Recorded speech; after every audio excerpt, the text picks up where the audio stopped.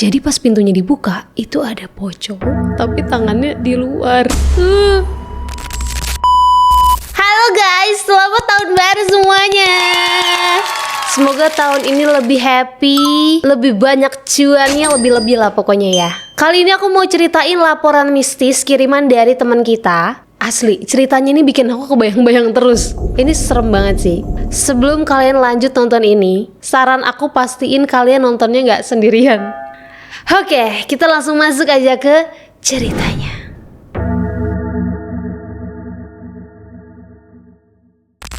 Jadi ini kiriman laporan mistis dari teman kita yang namanya Mila. Kejadian ini tuh Mila alami di tahun 2024. Pas Mila katanya pas itu tuh masih umur 18 tahun. Belum lama nih berarti ya kejadiannya. Orang tuanya Mila ini katanya dari Mila kecilnya udah pisah. Jadi pas Mila ini masih di bangku SD, orang tuanya itu pisah. Dan ayahnya itu nggak tahu kenapa hilang kabar gitu. Dan dari tahun 2020, mamanya Mila ini deket lah sama seorang laki-laki. Dan itu juga pertama kalinya mamanya Mila ini ngenalin laki-laki ke Mila. Laki-laki ini namanya Om Indra. Om Indra ini umurnya lebih muda dari mama dan katanya belum pernah menikah. Oh ya, Mila ini tuh anak tunggal ya guys. Mila pas kenal Om Indra ya fine-fine aja. Om Indra tuh baik gitu, sayang sama mamahnya, sayang sama Mila.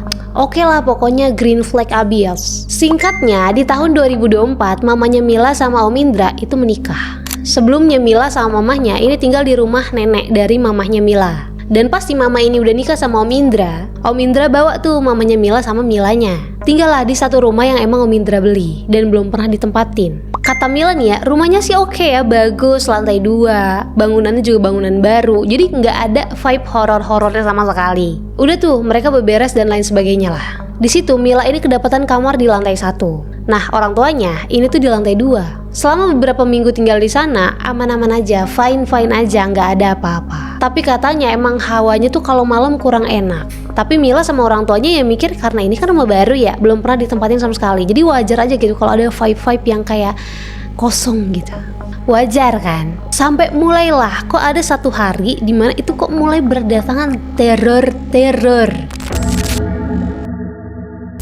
Pertama kali banget nih ya, Mila itu pernah dengar ada kayak suara orang masak di dapur, yang dimana dapurnya ini letaknya itu nggak jauh dari kamarnya Mila. Jadi Mila buka kamar itu bisa kelihatan dapur gitu. Jadi Mila lagi tidur nih, terus kayak dengar ada suara orang motong-motong sesuatu gitulah di atas talenan. Terus ada suara juga kayak ulekan gitu. Ya pokoknya kayak orang masak lah, kayak ada yang beraktivitas di dalam dapur. Bingung dong kan si Mila, pas dicek juga itu tuh masih malam gitu, kayak nggak mungkin banget nih mamahnya itu masak malam-malam mau ngapain. Dan Mila cek kan, buka pintunya karena dia mikir kayak mungkin itu mamahnya gitu ya. Dia buka, pas dia buka bener nggak ada siapa-siapa, mamahnya nggak ada di dapur. Dan kelihatannya dapur ya bersih aja, kayak nggak ada aktivitas sebelumnya gitu. Di situ Mila mikir mungkin suara-suara ini tuh dari rumah tetangga kali ya. Besoknya Mila ngomong nih ke mamahnya, tetangga tuh emang suka masak malam-malam gitu ya mah. Terus mamanya Mila jawab nih, diceritain kalau di sebelah rumahnya ini yang ninggalin tuh mas-mas sendirian. Dan dia itu kerja. Nah pulangnya ke rumah itu tuh katanya gak tiap hari, karena katanya dia ini kerja sama artis gitulah, jadi sering ikut ke luar kota. Jadi rumahnya sering kosong. Dan kemungkinannya kalau si orang itu pulang ke rumahnya, itu kemungkinan masaknya juga kayaknya gak mungkin. Karena langganan juga tuh beli makanan di warung yang gak jauh dari rumahnya Mila. Kan biasanya mas-mas gitu kan malas gak sih kalau masak, pasti kan enak beli gitu, apalagi kerja. Dan itu satu-satunya tetangganya Mila, karena posisi rumahnya Mila itu kayak di pinggir jalan gitu, jadi hook. Nah ngerti gak? Udah tuh kan, sampai si Mila ini ngerasa ada yang makin aneh karena kok makin ada aja nih gangguannya. Ada satu malam dimana pas si Mila lagi tidur itu dengar kayak orang berdehem kayak dan itu terus-terusan, jadi kayak orang sakit tenggorokan kali ya. Suaranya itu dari depan rumahnya Mila, karena posisi kamarnya Mila ini emang agak ke bagian depan gitu. Tapi pas dia cek ke depan rumah itu ya nggak ada siapa-siapa. Dan gongnya nih ya, pernah si Mila ini dengar nih ada suara orang yang masak-masak nih kayak pas itu. Tapi dia udah duga kan ini kayaknya nggak mungkin mamah, nggak mungkin tetangganya. Terus ini suara dari mana? Dia menguatkan hati, memberanikan diri, dia ngintip dari kamar, dia lihat gitu ke arah dapur. Dan pas dia lihat ada pocong lagi kayak motong-motong sesuatu di atas talenan di dapurnya. Kita kan logikanya pocong motong-motong di talenan kan, kan begini, gimana gitu. Tapi deskripsi si Mila ini katanya tangannya keluar gitu. Jadi oh my god, takut tau ini, takut. Tapi si Mila ini ngelihat sosoknya itu dari samping, jadi dia tuh nggak bisa lihat jelas mukanya atau gimana tuh nggak kelihatan. Tapi setelah itu tiba-tiba Mila ini sadar-sadar bangun-bangun itu udah di kamar mamahnya. Di situ mamanya cerita kalau si Mila ini tiba-tiba motong-motong gitu di dapur, nggak motong apa-apa, jadi kayak cuma motong-motong di talenan tapi nggak ada yang dipotong gitu, ngerti nggak? Kebayang nggak ya? Tapi di situ mama sama papanya Mila itu mikirnya mungkin si Mila nih kayak semacam ngigo aja gitu kali ya. Dari kamar dia jalan ke dapur motong-motong yang nggak tahu motong apa. Jadi ya udah si Mila dibawalah ke kamar mamahnya. Ya udah akhirnya tidur di sana. Dan Mila nggak sadar. Tapi si Mila yakin banget kalau yang semalam dia lihat itu bukan mimpi, itu beneran. Tapi ya emang habis lihat sosok itu Mila udah nggak inget apa-apa lagi. Tiba-tiba bangun udah di kamar emaknya aja. Dan habis kejadian itu Mila sakit 3 hari. Kayak demam gitu dan badannya tuh gak enak gitu. Perasaannya juga kayak gak enak aja gitu hawanya. Dari kejadian itu juga Mila udah gak mau tidur sendiri. Dia tidur di kamar mama sama papanya. Ya aku jadi Mila juga gak mau bobotan Dili. Ya takut banget. Si Mila ini juga sebenarnya udah cerita ke mama sama papanya Mila. Mamanya nih percaya. Karena katanya mamanya nih juga sering kayak ngerasa ada gangguan gitu. Walau ya mamanya Mila nih gak pernah ditampakin kayak si Mila gitu ya. Nah karena papanya nih gak pernah dapet gangguan nih ya. Jadi papa ini cuma bilang mungkin si Mila sama mamanya mungkin kecapean aja kali, butuh istirahat lebih gitu lah. Udah tuh, sampai si Mila ini badannya udah enakan, udah gak sakit lagi. Tapi si Mila tetep gak mau bobo sendiri, dia tidur sama orang tuanya. Nah malam itu, mereka ini nonton film lah bareng-bareng. Sampai filmnya udah selesai, mama papanya Mila ini udah mau mulai tidur. Tapi si Milanya ini masih scroll handphone gitu lah. Lampu udah dimatiin, pokoknya udah posisi tidur banget. Tiba-tiba ada suara ketukan pintu. Mila denger jelas banget. Mila langsung nih bangunin mama papanya. Mila bilang, "Mah, Pah, itu ada yang ketok pintu. Ada tamu." Di sini mamanya langsung bangun nih, kayak baru duduk di kasur, lagi pakai kerudung gitu, lagi siap-siap mau keluar gitu. Tapi pas mamanya Mila ini lagi siap-siap, papanya Mila tuh langsung megang tangan mamahnya. Sambil melotot, papanya bilang gini, "Pintu." Jadi guys, rumahnya Mila ini tuh ada pagernya. Ada gerbangnya dan gerbangnya itu tinggi. Dan ya kalau malam udah pasti dikunci. Jadi logikanya kalau ada tamu pasti ya manggil-manggil kayak assalamualaikum, apa nggak ngetok-ngetok pagar kayak kling kling kling kling atau gimana lah semacamnya lah ya. Pasti teriak-teriak dari depan pagar. Gak mungkin langsung ngetok pintu. Mereka bertiga panik, dilogikain lagi. Apa iya ada maling ngetok pintu dulu kan? Hah? Lebih nggak mungkin. Di situ papanya Mila ini ngecek CCTV yang bisa dilihat dari handphone. Dilihat nih CCTV teras dan gak ada siapa-siapa. Awalnya mama papanya Mila ini bilang kalau mungkin Mila ini salah dengar. Karena kondisinya di situ mama papanya Mila ini gak dengar ya, ada suara ketokan tuh gak dengar. Tapi gak lama dari situ suara ketokannya kedengeran lagi, jelas. Dan kalian tahu? Ternyata suara ketukan pintu itu asalnya dari depan pintu kamar mereka.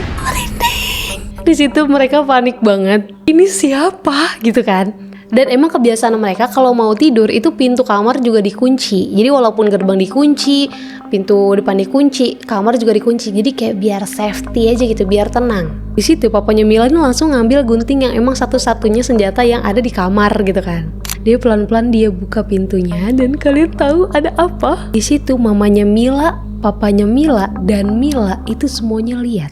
Ada Poci di depan pintu kamar mereka. Dan Mila dan mamanya Mila itu ngenalin muka dari sosok itu. Dan ternyata itu bapak kandungnya Mila. Di situ papanya Mila yang kondisinya paling deket sama pintu mundur dong, kayak wah seberani-beraninya gunting yang gue bawa nggak guna nih. Di situ mamanya Mila ini ngomong gini, "Mas," dan katanya sosok ini tuh juga kayak bersuara. Suaranya pelan tapi berasa kayak bergema gitu. Katanya sosok ini tuh ngomong gini, "Bapak kangen Mila. Maafin Bapak Mil, main ke rumah Bapak yang baru ya." Sosok itu cuma diem doang di tempatnya sampai Mila sambil nangis dia gemeter bilang iya. Dan dalam satu kedipan mata, katanya sosok itu udah gak ada aja. Dari situ Mila, mamanya, papanya Mila langsung keluar bawa mobil, muter-muter aja gitu gak jelas karena mereka gak berani di rumah sendirian. Sampai akhirnya mereka ini kayak melipir ke satu restoran gitu yang emang buka 24 jam. Udah mereka di situ aja nongkrong makan gitu ya, bengong. Udah gak jelas deh, mereka emang takut. Cuman sebenarnya kata si Mila gak serem-serem banget gitu looknya karena itu ya muka bapaknya gitu. Besoknya mereka beraniin pulang nih. Karena hari itu hari Sabtu, bapaknya Mila juga libur. mamanya Mila ini coba hubungin saudara dari bapaknya Mila, bapak kandungnya Mila. Dan di situ barulah mamanya Mila sama Mila dapat kabar kalau bapak kandungnya Mila emang udah nggak ada.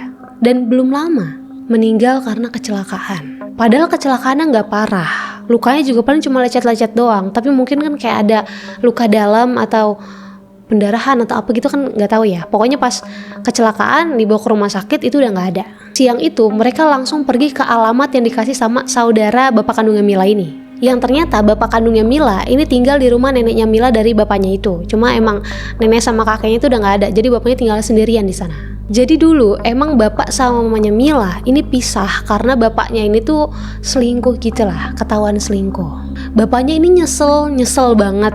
Cuma mamanya Mila itu punya prinsip, pokoknya sekali selingkuh udah pasti kedepannya udah gak akan bisa dipercaya. Jadi mamanya Mila udah gak mau cerai aja. Perselingkuhan itu juga akhirnya dulu diketahui nih sama pihak dimana si bapak ini kerja. Jadi bapak juga dikeluarin nih dari tempat kerjanya. Sampai akhirnya ya pas cerai bapaknya Mila pulang tuh ke kampung. Di sana bapaknya Mila ini kayak ngerjain sawah gitu sama ada peternakan gitu lah ya. Cuma di situ mamanya Mila ini emang udah sakit hati. Mila juga udah kecewa banget, itu mutus kontak ke bapaknya. Sampai bapaknya Mila ini mau ngirim uang ke Mila pun ditolak sama mamanya Mila. Kayak nggak usah lah, aku juga mampu. Dan cerita dari saudara bapaknya Mila ini, emang bapaknya Mila ini sebenarnya mau main ke sana, mau ketemu sama si Mila, tapi dia malu banget. Jadi dia nggak pernah berani atau bahkan sekedar nyari informasi tentang mamanya Mila sama Mila, itu kayak dia rasanya malu gitu katanya. Sampai akhirnya ya udah nggak ada ini. Jadi mungkin emang bapaknya emang udah sekangen itu sama Mila. Sampai datangin Mila buat minta si Mila ini datanglah main ke pemakamannya bapak. Di situ Mila sedih banget. Apalagi nih pas inget gangguan pertama yang Mila alami, ini kayak ada suara di dapur kan, kayak ada orang masak. Karena katanya dulu bapaknya Mila ini emang punya hobi masak. Sedih banget ya, tapi gimana ya, sebenarnya perpisahan orang tuanya ini kan juga emang kesalahan dari bapak ya. Sampai akhirnya mereka ini benar-benar kepisah. Pas mereka pisah pun, mama sama si Mila ini mikirnya mungkin bapak udah punya kehidupan lain lah ya. Udah bahagia lah sama keluarga barunya. Orang gak ada kabar juga, nggak dari bapak juga gak ada kayak usaha untuk nemuin Mila kah atau nyari kabar Mila kah, itu enggak. Cuma kan ternyata bapak ini malu ya buat nyari atau bahkan datengin si Mila. Setelah diceritain itu, Mila, mamahnya sama papahnya Mila nih, itu dikasih unjuk tuh posisi kuburan bapaknya Mila. Di situ Mila sedih banget. Gimana pun juga ya itu bapaknya ya. Memori masa kecilnya ya tetap ada bapaknya gitu. Dan dari Mila yang main ke kuburan bapaknya itu, malamnya Mila itu dimimpiin sama bapaknya dalam wujud yang bapaknya gitu ya. Di situ bapaknya cuma bilang, maaf ya, semoga Mila jadi orang pintar, sukses, sayang sama mama, papa, nanti kita ketemu lagi ya. Sedih banget sih. Tapi itu udah terakhir. Setelah itu udah gak ada lagi nih gangguan-gangguan. Suara di dapur, sampai penampakan gitu udah gak ada. Sedih banget sih. Al-Fatihah buat bapaknya Mila. Segitu aja guys cerita dari Mila, mengandung bawang ya. Nah buat kalian yang punya cerita-cerita seru nih ya, boleh kirimin ke email yang ada di bawah ini. Jangan lupa juga buat like, komen, dan share video ini. Dan jangan lupa juga untuk subscribe channel ini biar kalian gak ketinggalan nih video-video yang insya Allah bakal sering di-upload. See you the next video guys. Bye-bye.